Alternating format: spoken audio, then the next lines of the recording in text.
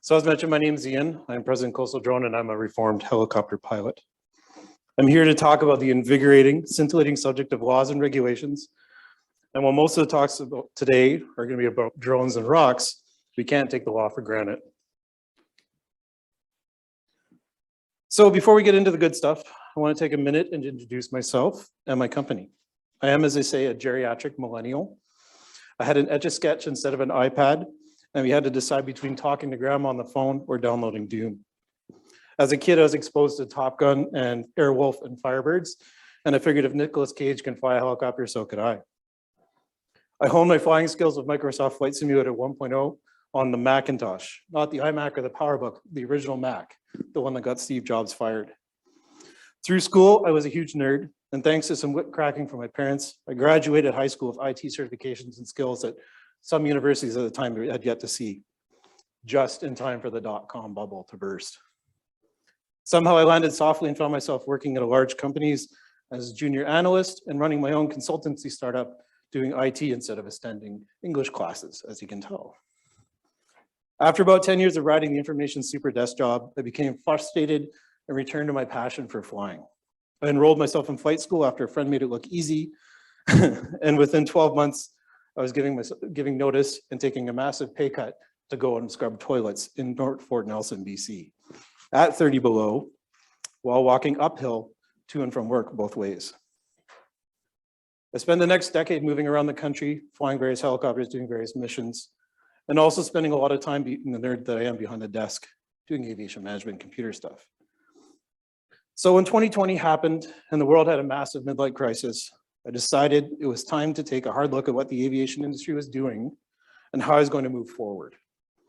My wife at the time had been married 8 years and we were trying to start a family. I dragged her across the country and somehow managed to not get divorced. It was time for me to take a step back and look at a choice between to continue to chase helicopters or find something that will let us establish our permanent roots. Staying in the pilot game in 2020 meant I'd end up in Somalia chasing locusts and trying not to get COVID or other viruses in a third world country. So in 2020, I made a decision to give it a year and focus on things closer and get into drones. I'd already been flying for a few years and I decided to get my advanced certificate and start my own drone service provider. This brought me to Coastal Drone. I sought out Coastal Drone to do my flight review as I'd worked alongside them flying helicopters. Some of the team were also pilots. And I knew they were an amazing group, and the parent company, the Westland Group, was also very tech forward and very exciting group to be part of. So instead of starting my own company, I joined the team and I started doing sales and a bit of outreach and just getting my head into the drone space full time, or drinking from the fire hose, as we say in the aviation industry. In 2021, I joined the team full time. After completing university, I had put off for about a decade. And 2 weeks into my full-time stint, we welcomed our first child into the world. 4 weeks later, I ended up president of the company. So Coastal Drone, we're Canada's most successful online drone training provider. Our students take our online courses from anywhere, anytime, and they can connect with us through our online community platform, our web chat, email, phone app, WhatsApp, you name it. Anything but a fax machine. In the past year, we set record sales. We've recently crossed 15,000 students trained across Canada and around the world. Every day, we have inquiries coming from around the world for drone training, drone data services, and consultation from across Canada. We're brokering that information and connecting new, well, that seems like it just got quiet for a second there. Brokering that jobs between professional pilots and experienced professionals like yourselves and customers that don't necessarily want to get their own system up and running. We've actually sent someone from this conference to Saudi Arabia to train some of our customers. Thanks for the camels, Eric. I'm not sure if you're here still or if you're online at the moment. In 2018, after supporting our industry friends with SFOC applications, we moved into drone training and we were approached by Transport Canada to help develop the certification and the licensing and testing process. In 2019, when the new laws came around and Transport Canada put them into effect, we were ready with our online courses for both basic and advanced certificates. Through the years, we've done retail partnerships with Best Buy, Amazon, London Drugs. You buy a retail drone, you probably see our signage or see our courses available in those stores. As I mentioned, the drone data demand was so massive that we ended up building the remote pilot network and our community so we could connect our pilots with drone jobs that are across Canada. So who's Coastal Drone and what are our mission? We make the skies as safe and as efficient as possible by providing the best online and in-person drone training. We broker customer demand with professional drone pilots like you across Canada. And we support and serve the industry through consulting and guidance for advanced operations. A bit of a snapshot. I know Alan spoke a bit about this in his as well, but when the rules were introduced in 2019, at that point and continuing to now, there's over 100 different training organizations across Canada. These are self-declared organizations that meet the Transport Canada standard for knowledge. Right now, there's roughly 66,000 certified drone pilots, and about 10% of the industry, or 6,000 of them, have their advanced pilot certificate. I was out of the room. How many people here have their basic or advanced? Okay, awesome. So there's over 63,000. Okay. Now I can hide in the dark here. Let's see me sweat less. There's 63,000 drones registered in Canada through the same drone management portal that you would manage your pilot certificates. And as of last year, 2021, the industry was already valued at over $23 billion US. So types of drones. There's a bunch of them out in the hall today. They roughly 4 categories. So there's the ornithopters that have flapping wings, multi-rotors and quadcopters, octos, everything that you typically call or see as a drone, traditional fixed wing or takeoff, and then the VTOL, the ones that have the ability to transition from a vertical takeoff into forward flight using pure magic. So a bit of the licensing and regulatory, the people here that are licensed already, this will be familiar to you. But Transport Canada takes a risk-based approach to licensing and the regulatory structure. At the bottom left, is this a laser? It is.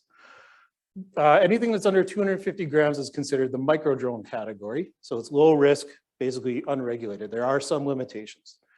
Anything that's under 25 kilograms is considered a small drone, and they're broken into 2 categories, basic or advanced. Risk increases, regulatory structure increases.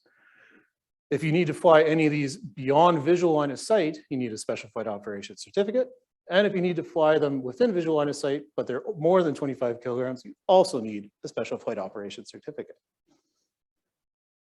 So like I said, micro drone, small drones, and then the heavy lift drones. We're starting to see the lines blur between these categories as well. Just yesterday, DJI, one of the major drone manufacturers, launched a new micro drone that is also a small drone. If you change the battery to the higher capacity battery, the drone now weighs 290 grams. It's no longer a micro. So you have to have a registration and a certificate in order to fly that drone if you want that extra 10 minutes of battery life. Small drones, it's the meat and potatoes of the industry. The Phantom 4 Pro is very common in the mapping and photogrammetry space. And then heavy lift drones, you're seeing either very large payloads or you're seeing them used in agriculture where some of them don't even start below 25 kilograms. With the weight class out of the way, so we've got the micro class, now we have the basic and advanced, and we'll get into the limitations of both of them. But essentially, again, it's more progressive. Heavier the drone is, the closer you are to people or airports or air traffic, the more regulations and risk there is. My favorite category, the micro drone category, pretty much these are the 3 core restrictions that you have. CARS 900-06 is the golden drone rule. Basically, don't be an idiot. What it means is you can't operate the drone in a way that's going to cause a hazard to any person, aircraft, or property, and be willing to stand up in front of tribunal and defend your actions. So treat it like it's a larger drone, fly safely.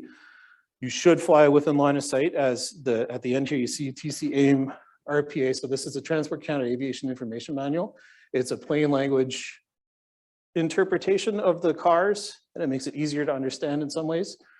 These are all rules of thumb. They're all recommendations. So you should maintain visual line of sight. You should stay below 400 feet. You should avoid people, just like 8th grade dances. Infrastructure, aerodromes, avoid aircraft, and also make sure that it's good to fly. Same thing, if you don't do this, you're probably not using good judgment. There are airspace in Canada that micro drones cannot fly. So Class F special use airspace, this is restricted airspace. It's usually wildfires, over prisons, over emergency scenarios, or danger areas like the 8 is on the east and west coast of Canada that you will be way beyond visual line of sight if you actually try to send a drone there. So small drones, basic operations. If you have a basic certificate, it's the most straightforward to get. It's an online only process.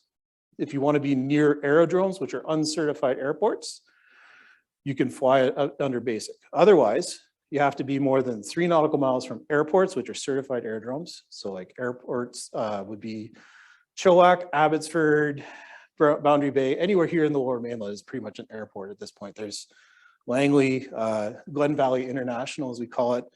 The practice area, those are aerodromes. You need to be more than a nautical mile from heliports, so that's usually hospitals, and outside of controlled airspace. And additionally, you have to be more than 100 feet horizontally from bystanders at all times. That's at any altitude. It's not a spherical radius around the person. It is an infinite column all the way to space. Once you find yourself in a situation that's outside of those, you need to move into advanced operations. So if you need to fly in controlled airspace, if you need to fly near airports, heliports, more than 16 feet, but less than 100 feet from bystanders, or over people with the appropriate drone, or if you need to apply for an SFOC in controlled airspace, you're going to need to have an advanced pilot certificate. Let's take a look at the map of Canada. Sorry, Alan, this is from NRC's website, not from NavDrone, because it was a little prettier at the time.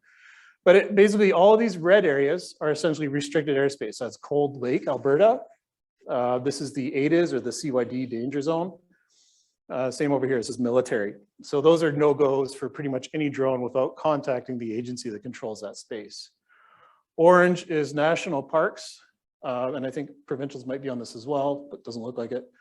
Yellows are aerodromes and airspaces that you would be able to fly with a basic certificate, but it's a higher risk area, or it's special use airspace, like training, practice, hang gliding. And then red spaces are all areas that you cannot fly without an advanced pilot certificate. If you were to look at a population density map of Canada, well, it pretty much correlates to exactly what you see. You can see down here, you're gonna have a hard time trying to fly with just a basic certificate in most of Canadian urban areas. How do you get permission to fly? Well, we've already covered this thanks to Alan, but NavDrone is the only app that's currently available for getting permission to fly within controlled airspace. Taking a closer look in Southern Ontario and Toronto and Mississauga area there, you can see just how dense the airspace is.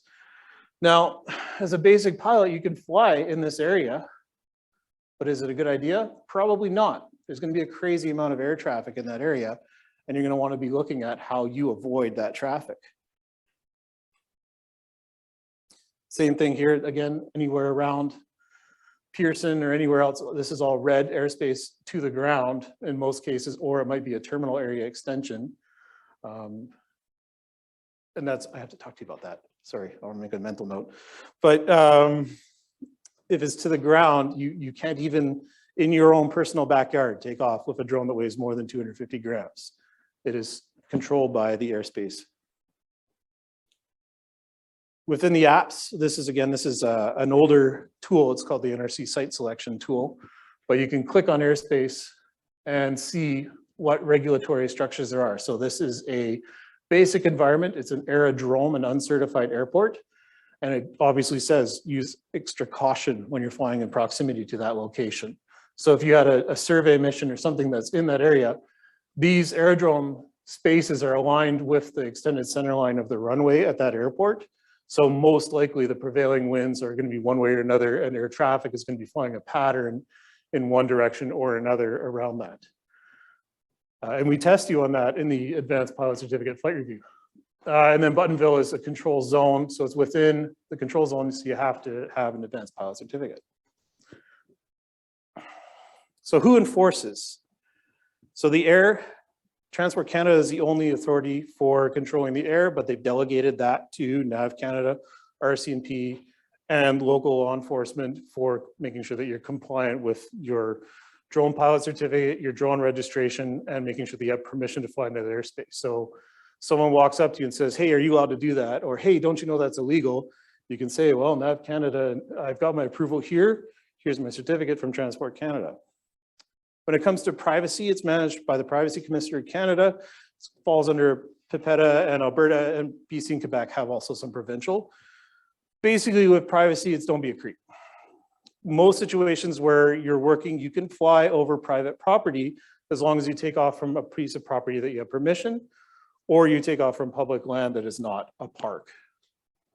What we commonly get is a lot of people calling and concerned, hey, can this person fly in my neighborhood? It looks like they're watching me. Most drones that are used for video or for photos have a wide angle lens.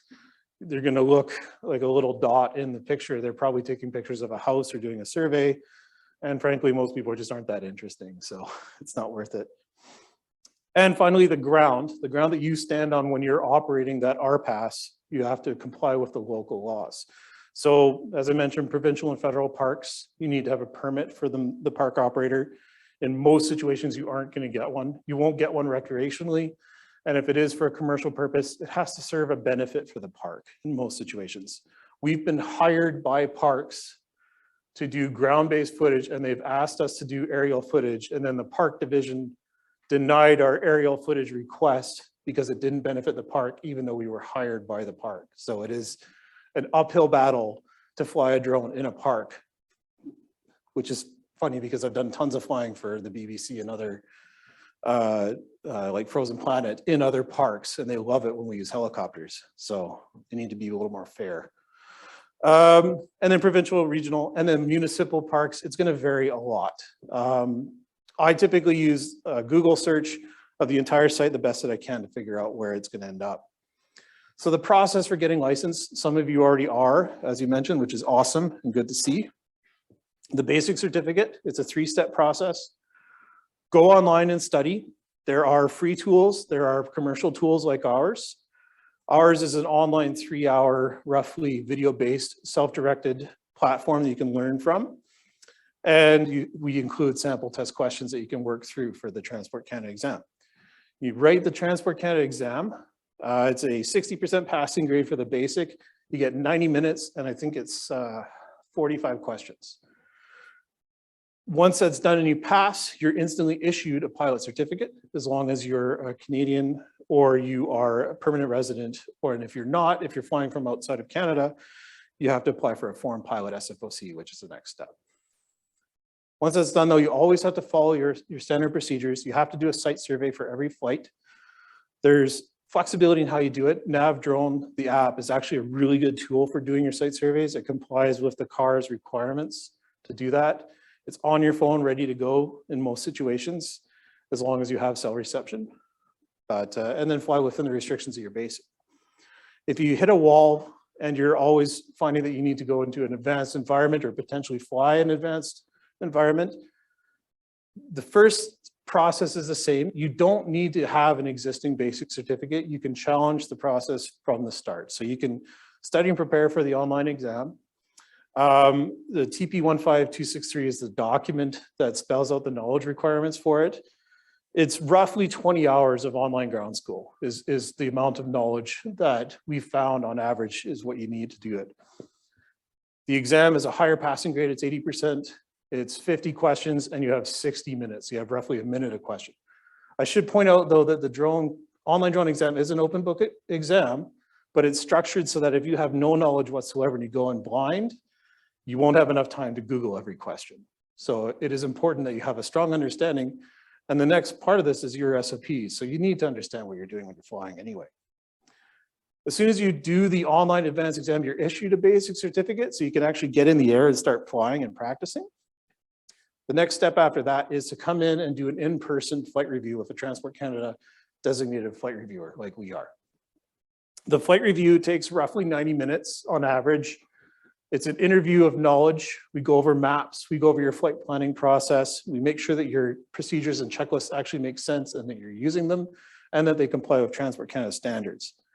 After that, we go out, we do a flight, make sure that you can maneuver whatever drone it is that you have safely, and then you're off to the races.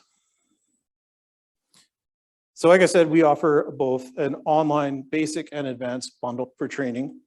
Come talk to me about pricing. We've got probably some show pricing. And then if you're a large organization, we obviously do bulk training discounts as well. I won't spend too much time pitching myself right now. So I want to talk about the hardware. If you're just getting into this and you're coming in blind and you want to know what the right drone is, there's 3 key factors that you want to discuss. Weight and performance, safety assurance declaration, and sensor capability. So weight and performance is going to determine what your regulations are, what range and endurance you have, and the wind resistance. The safety assurance declaration is determined by the manufacturer of the drone. So that's going to tell you whether or not that drone can fly in controlled airspace, near people or over people. And then finally, the sensor, if it's going to have a large sensor, high resolution, what spectrum it's going to capture, and what field of view it has. So quickly, there's the micro category like I talked about. There's the Mini 2, 3 Pro, Autel Nano in that stack, roughly $500 to $1,500.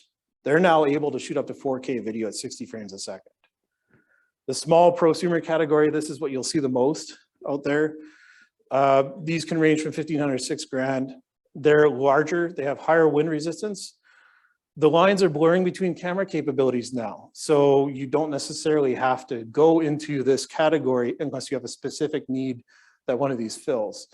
Like I said, wind resistance is usually higher and they have better obstacle avoidance, or they might have better applications for things like photogrammetry. Specifically, the Phantom has a global shutter, so it's an excellent drone for doing photogrammetry. Well, used market. Yeah, it's getting tough. And there's nothing that replaces it really yet, which is frustrating, I know. I was really stoked. I hoped the Mavic 3 was going to be a global shutter. All the leaks I saw said it was, and then nope. So we'll see what happens. Compact industrial, this is more multi-role but fixed sensor packages still. So there's the Mavic 2 Enterprise, and now the Matrice M30 was just launched. The Matrice and the Mavic both have the ability to do thermal and RGB. The Matrice is IP rated, so it can fly in adverse environments with weather like rain and wind. And then you get into the multi-role. So Matrice kind of blurs that line. It's still a fixed payload, but it has more capability because you can mount to it. The Matrice 300 is like the pickup truck of multi-rotors these days. Like it can carry 3 different sensors at the same time. It's got IP rating, RTK. The 600 is a larger hex that has a bit more payload capability. And then you get into the other alternative drones like the FreeFly Alta that has incredible performance and capability and can take some serious payloads. I'm not going to go into applications other than very quickly say photogrammetry, LiDAR, thermal imaging. We're going to talk more about this through everyone else that's more experts than I am. I'm the training guy. If you're onboarding drones, the business case analysis is the first step. Make sure it makes sense to you. Go through the licensing process, get a drone, get it registered, start flying, get your certificate, fly safely. Thank you.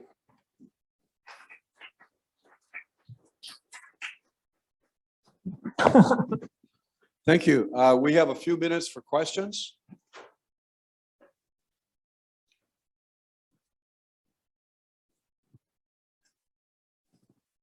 Just a quick one. When you get your certificate, do you have it forever or do you have to upgrade or recertify? You have the piece of electronic paper forever, but every 24 months you have to do some sort of recency exercise. So that can be doing an online PDF for free from transport. You can attend a rust remover seminar. You could come to a speak like this. Technically, this could qualify as a recency exercise.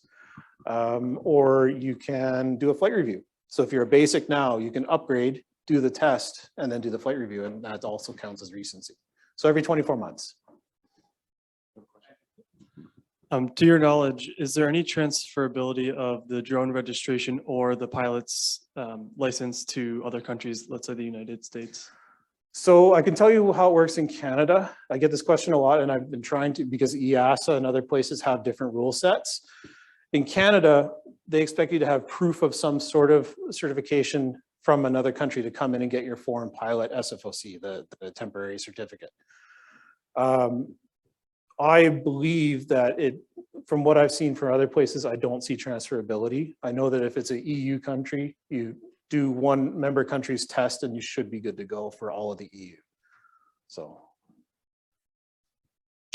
We have time for one more question.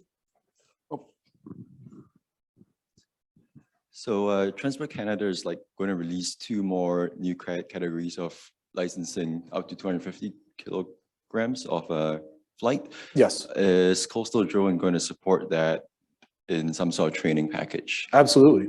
Yeah, absolutely. So there'll be the limited beyond line of sight, which will be, as Alan pointed out, for regional areas. And there's going to be a new training that'll actually be a mandatory training to move into that space. So right now, the training that we provide is not mandatory. You can challenge the exam at any time. I'm not here to say you have to take our course.